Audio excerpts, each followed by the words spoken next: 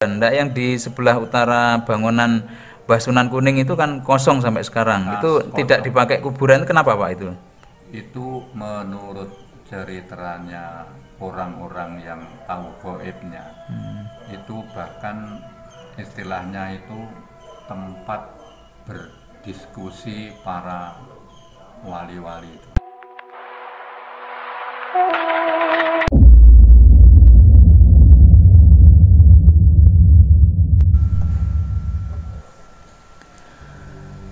Assalamualaikum warahmatullahi wabarakatuh. Berjumpa kembali pemirsa. Dalam episode kali ini saya akan mengungkap kisah misteri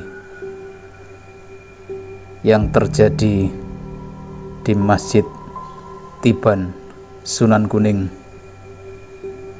yang terletak di Desa Majanbang, Kecamatan Gondang, Kabupaten Tulungagung, Jawa Timur. Sebagai Masjid Tiban yang tiba-tiba ada ketika hutan dibuka, sebagai masjid kuno yang diyakini sejaman dengan Wali Songo, Masjid Sunan Kuning tentu menyimpan banyak kisah misteri. Memang ada banyak kisah-kisah misteri yang terungkap terjadi di sini. Pada zaman dulu, suasana masjid memang terasa demikian sakral dan keramat,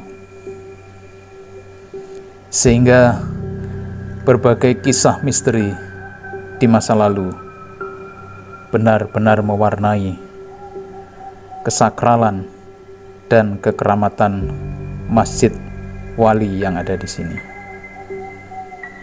Berikut 5 kisah misteri. Namun jangan lupa tekan tombol subscribe. Terima kasih atas dukungannya.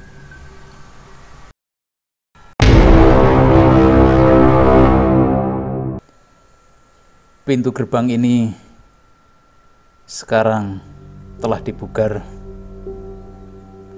Dulu bentuknya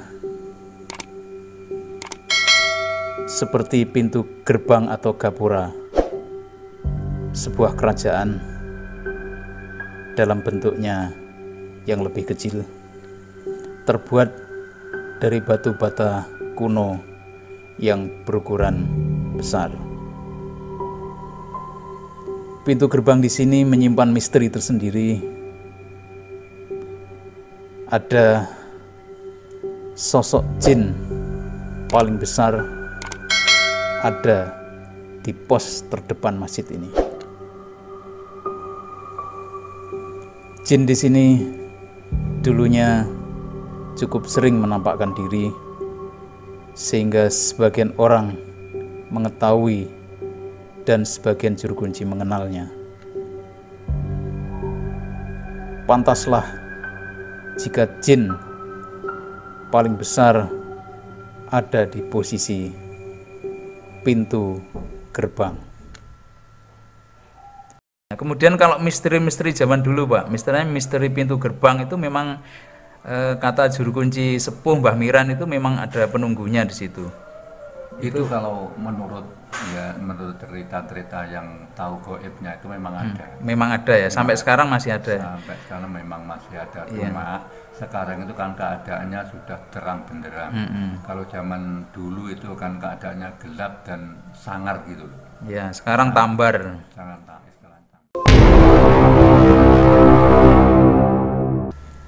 Balai-balai dan masjid utama. Di masjid utama dulu sebelum tahun 70-an, ketika masih senyap, dikisahkan oleh seorang juru kunci sepuh yang sudah meninggal, Mbah Miran namanya, yang sudah wafat tahun 1990 banyak menghabiskan waktunya puluhan tahun di tempat ini, tidur di sini, sering mendengar suara-suara berzikir, beribadah, kemudian ada penampakan berseliweran dan bunyi sandal-sandal terompah. Di balai-balai ini dulu ketika zamannya banyak orang tidur di masjid, anak-anak dan orang dewasa. Apabila salah adab, salah dalam sopan santun, posisi tidur, harusnya tidur dalam keadaan kepala berada di barat. Ketika ada yang lupa atau lalai, kakinya berada di sebelah barat ketika tidur, maka ada yang mendapatkan hukuman dari jin-jin yang ada di sini.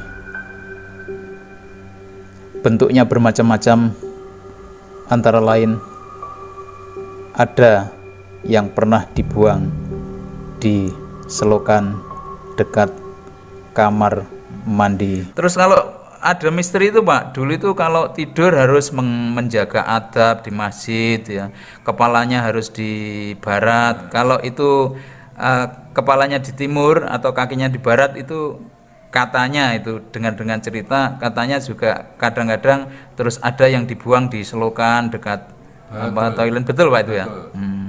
Saya sendiri mengalami apa? Mengalami. Gimana Pak? Saya sendiri kalau tidur bahkan di rumah saja, di rumah saya sendiri, itu kaki saya di sebelah barat itu. Saya istilahnya apa ya? Mimpi yang tidak baik dan saya sampai istilah kagum-kagum gitu. Jadi saya berteriak seperti didatangi seorang tinggi besar. Kalau di masjid malah lebih lagi ya. Lebih seram lagi. Dulu memang ada tuh Pak, itu orang yang pernah dibuang di selokan itu kan ada yang memang ada. Itu jadi tidak hanya cerita rumor ya, tapi memang ada kenyataannya. Tanah kosong di utara makam Mbah Sunan Kuning. Tanah di area ini sejak dulu hingga sekarang dibiarkan dalam keadaan kosong. Semestinya bisa saja ini ditempati pemakaman, perluasan, pelebaran makam penemu masjid dan keluarganya. Tetapi hal itu tidak dilakukan. Karena di sini juga ada misteri tersendiri.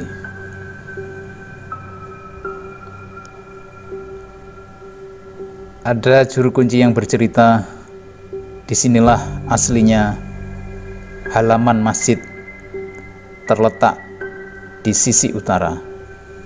Meskipun sekarang ini terlihat halaman masjid ada di sisi timur. Inilah salah satu alasan kenapa halaman tidak boleh digunakan untuk pemakaman. Kalau tanah kosong yang di utara itu sejak dulu sampai sekarang terlihat tidak ada kuburan itu Pak, di antara kuburan. Kenapa Pak itu? Itu menurut ceritanya orang-orang yang tahu gaibnya. Itu bahkan istilahnya itu tempat berdiskusi para wali-wali itu. Saya tahu di Saya pernah dikasih tahu oleh ada yang bercerita seseorang yang mengetahui hal-hal gaib, di situ digunakan untuk istilahnya musyawarah, pertemuan, diskusi, semacam itu ya. Sehingga sampai sekarang tidak pernah dipakai untuk pemakaman. Memang tidak berani, Pak. Memang tidak ada. Ada juga yang bercerita itu pernah dulunya ada yang mencoba itu, katanya ada dampaknya itu rambut-rambut ada di sumur tua, betul Pak itu ya? Berarti sampai sekarang ada memang yang tidak berani. Memberanikan diri untuk mengubur jenazah di situ. Sumur tua itu banyak dipenuhi rambut dan rambut itu tidak ada habisnya. Terus nyumber. Setelah itu tidak berani sampai sekarang. Sampai sekarang tidak berani dan tidak diperbolehkan. Ada cerita juga katanya memang awalnya di sebelah utara itu halaman, sehingga halaman itu tidak boleh ditempati untuk pemakaman atau pekuburan di situ. Pak Rohman juga pernah mendengar begitu, Pak? Pernah. Ya pernah ya. Memang itu enggak sampai sekarang dipertahankan tidak dipakai untuk pemakaman. Dikasih tahu oleh bapak saya. Termasuk Juru Kunci Mamiran juga mengatakan hal yang sama.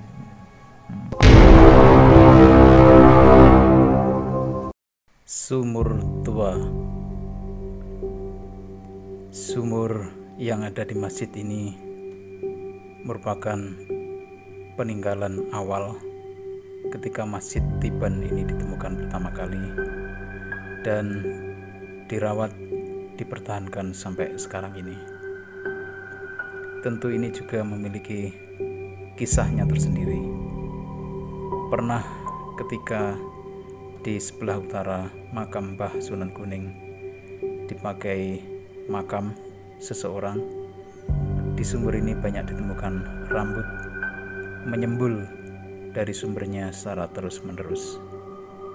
Sumur ini segar, bening, jernih, dan juga diyakini penuh dengan berkah. Terus masalah sumur itu Pak, itu sumur tua Pak itu ya? Sumur itu kalau sejak awal menurut ceritanya orang-orang yang terdahulu itu, sumur itu termasuk peninggalan sejak awal ya, sampai sekarang dipertahankan. Ya, dipertahankan. Dan itu sumbernya bagus terus Alhamdulillah. Terus tidak pernah kering ya? Tidak pernah kering. Terus ada juga cerita sebagian orang itu dari lokal dan dari luar daerah itu ada yang memanfaatkan air sumurnya itu Pak? Banyak. Itu untuk kepentingan tertentu, misalnya untuk pengobatan, betul itu Pak? Betul, pengobatan juga. Kalau akan mendirikan musola bahkan masjid, itu banyak yang mengambil air dari situ. Iya, jadi mengambil berkahnya ya. Bahkan orang-orang yang sakit apa bentuknya itu dia mandi di situ, alhamdulillah oleh Allah diberi kesembuhan lewat perantaraan mandi sumur tua. Dan juga bisa dibawa pulang. Ada yang membawa pulang ya. Bahkan kalau ada hari-hari tertentu seperti istilahnya Rebo Wekasan itu airnya itu diambil juga untuk minum masyarakat Desa Macambang itu. Itu juga mengambil berkahnya orang-orang yang di sekitarnya. Harimau merah.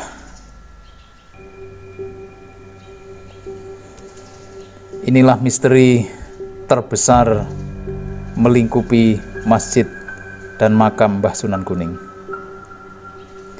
Harimau merah dari dulu sampai sekarang diyakini tetap ada di area makam Mbah Sunan Kuning, setia menemani beliau. Inilah yang diyakini warga sebagai asal muasal Desa Macanbang.